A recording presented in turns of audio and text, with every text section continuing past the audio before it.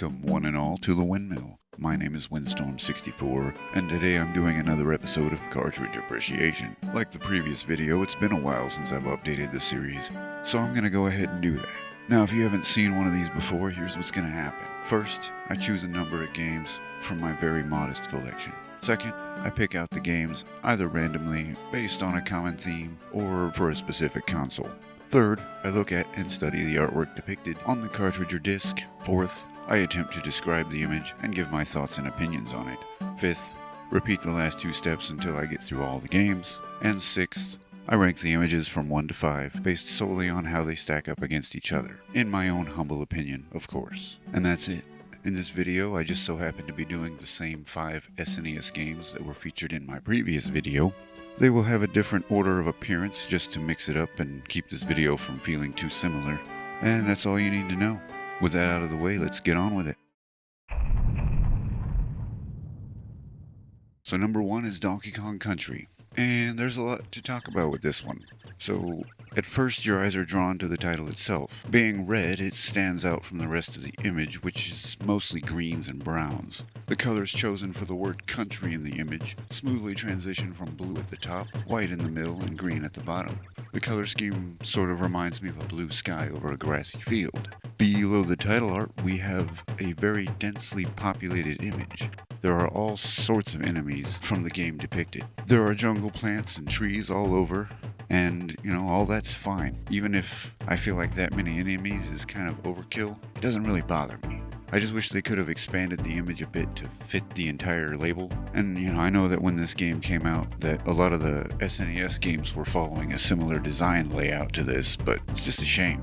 I do appreciate that the outside of this image, or this label, looks like jungle leaves, instead of just being black like most other stickers designed this way. Speaking of which, we will be seeing many of those in this video, but back to DKC. Something else that stuck out to me is how the arrangement balances its color. The reason I think the word Donkey Kong being in red works so well is because of the color's limited use elsewhere. There's a lot of green and brown, as I mentioned.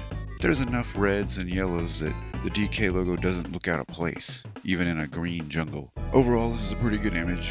I just wish it were a bit larger. Number 2 is Lester the Unlikely. So at first glance there didn't seem to be much odd or remarkable about this artwork. However, once the details of the image sink in, you start noticing some things. So I'm going to start with the first thing that really caught my eye. Lester's very long fingers, and just how short his arms seem to be. Second thing was this lady behind him.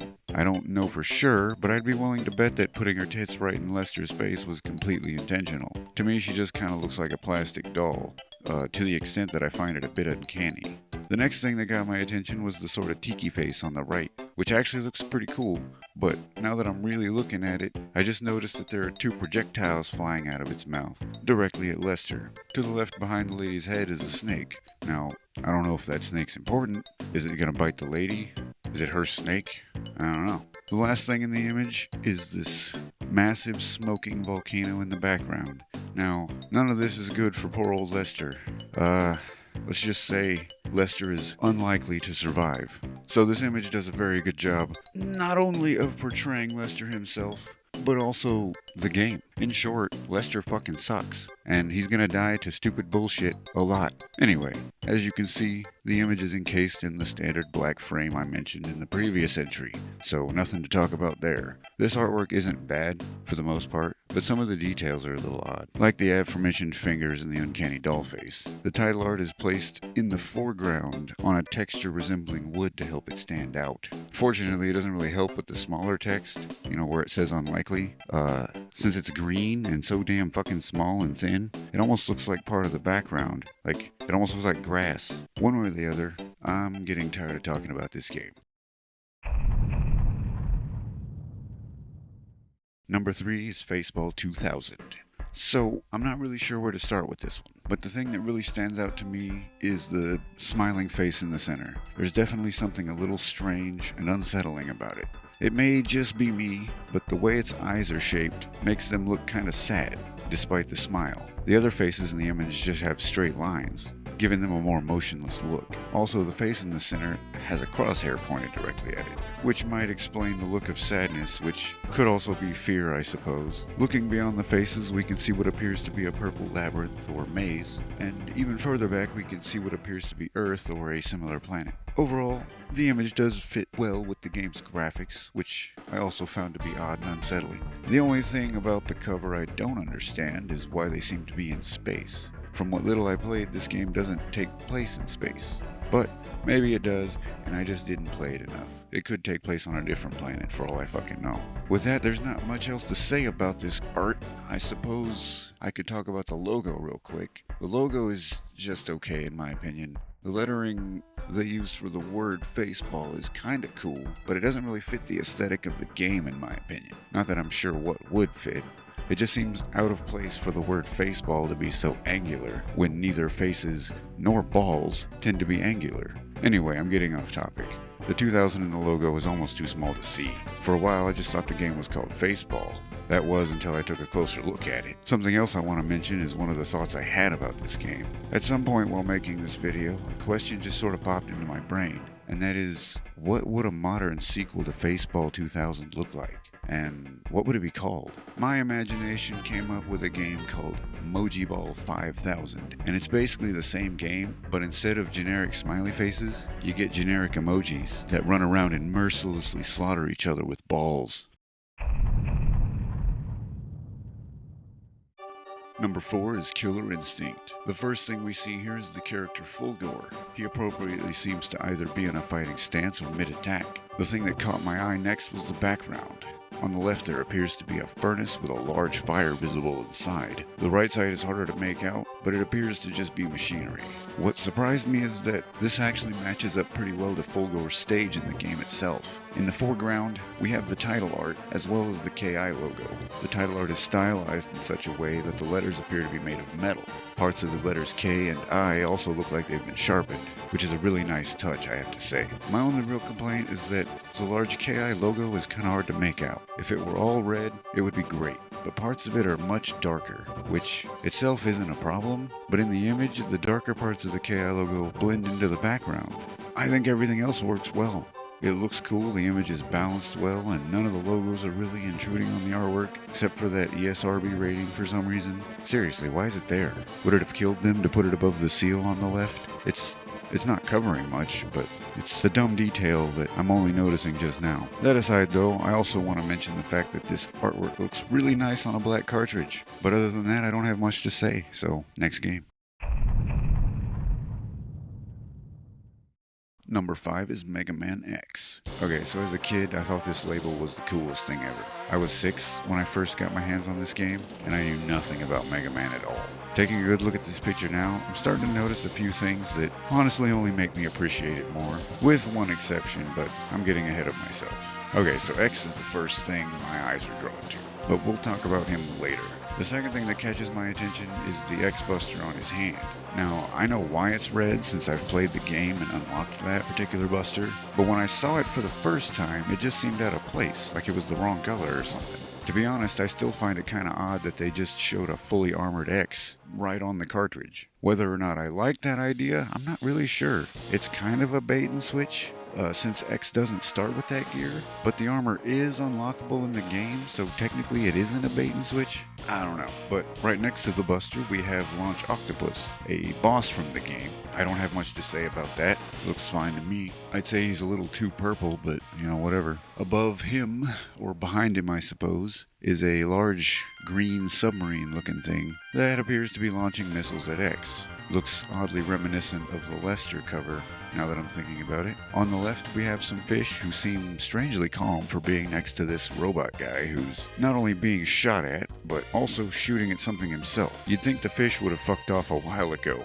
Then again, this could just be an average Tuesday for the fish in the Mega Man universe. In the background behind those fish, we see a large robotic serpent enemy, which seems to be breaking out of some kind of glass cylinder. Now, I don't know what the thought process behind it was, but the idea of using the underwater level was brilliant, because it really lends itself to making unique and interesting pieces of art. And This image is a good example of that. Alright, next I want to talk about the title logo. As a kid, I thought it looked fine, I guess. It didn't really bother me. Looking at it now though, man does it stick out like a sore thumb. The color scheme is hideous and feels totally out of place. Not only for this game, but for Mega Man in general.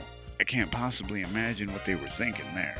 Anyway, on to X himself. So, for the most part, nothing really stands out about X himself. It actually looks pretty good overall. The one detail that really intrigues me is his face. It appears to be in an anime art style, and that's fine. I don't see anything out of the ordinary with that.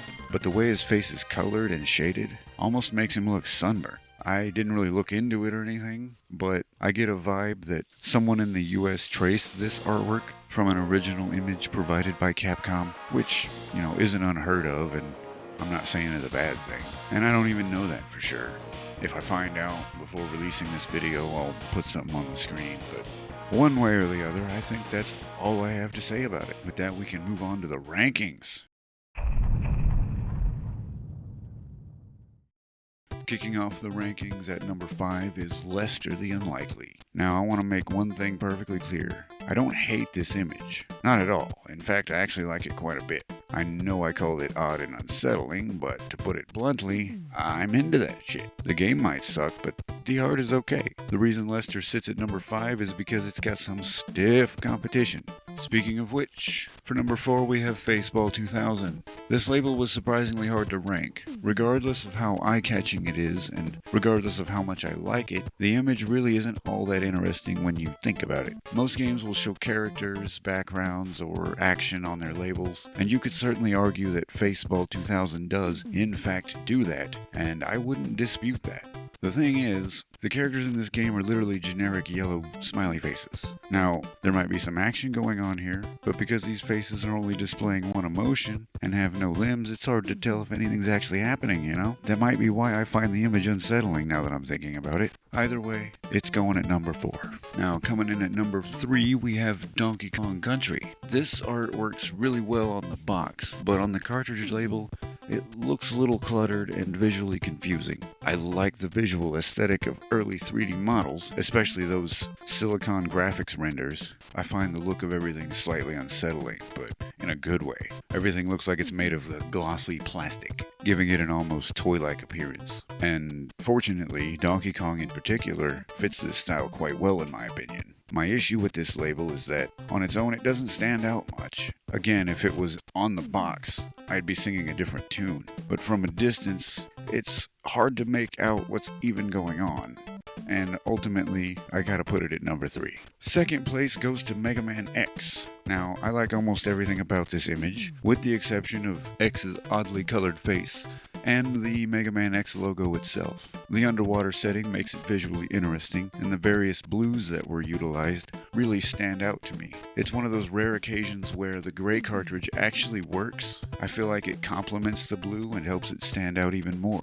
So yeah, this one definitely deserves second place. Now, as you've no doubt figured out by now, number 1 is Killer Instinct. I'll admit that I never really got into this game series. Now, that's not to say it's bad. It's actually really goddamn good. I just don't have a lot of experience or knowledge. But to explain why I chose this as number 1 isn't all that difficult. For one, this game comes in a black cartridge. Now, that's not the only reason, but it is a significant one. No, the fact that they used sort of a metallic character on a dark background that blends into the label instead of making it look like it's framed in a black box was a really smart choice, because I think this label would look odd on a gray cartridge. Not only that, but when I look at it, it really gives off this dark and violent vibe, which is very much in line with the game itself. Finally, in a sea of gray cartridges, any other color is going to stand out. So this one gets some major points for that. But with that, we conclude the rankings, and thus the video. So, thanks for watching everyone. Try to take it easy, and I'll catch you later.